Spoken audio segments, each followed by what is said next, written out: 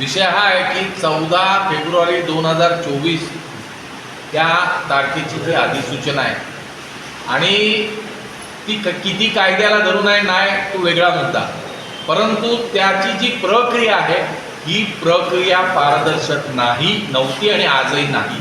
कारण त्याची प्रसिद्धी, त्याची दवंडी, त्याची स्थानिक ठिकाणी प्रसिद्धी ही कुठची प्रक्रिया त्यावेळेला 30 दिवसाच्या मुदतीमध्ये केलेली नव्हती.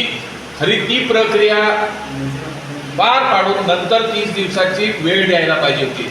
अनेक आदिवासी बांधवांना त्याची कल्पना नाही.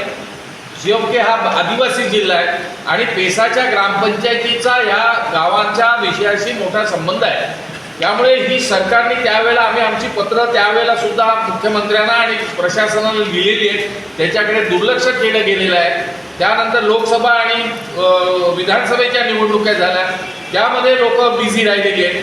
आज जी सुद्धा कलेक्टरकडे जी सुनावणी लावलेली आहे ही सुद्धा अतिशय घाईघाईच्या पद्धतीने लावलेली आहे. आज गावं समाविष्ट व्हावीत याकरता ज्या काही अधिकच्या हरकती आलेल्या आहेत किंवा म्हणणं आलेलं आहे हे अतिशय चुकीचं आहे. कारण ज्या गावांची लोकसंख्या नाही त्या गावातून त्या संख्येच्या दुप्पट आणि तिप्पट स्वतःचं म्हणणं दाखल झालेलं आहे. हे कोणीतरी मॅनिप्युलेट केलेलं आहे.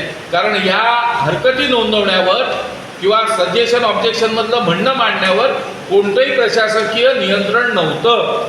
कोणाला मनाला आलं मिलिंद खानोलकर त्या गावांशी संबंध नाही, परंतु कुठेही जाऊन तो आपला एक पत्ता आणि नाव टाकेन आणि हरकत नोंदवत होता. यामुळे ही प्रक्रिया चुकीची आहे. आम्ही शुक्रवारी कलेक्टर साहेबांना भेटणार आहोत आणि ह्याची प्रक्रिया ही चुकीची आहे, संपूर्ण थांबवावी.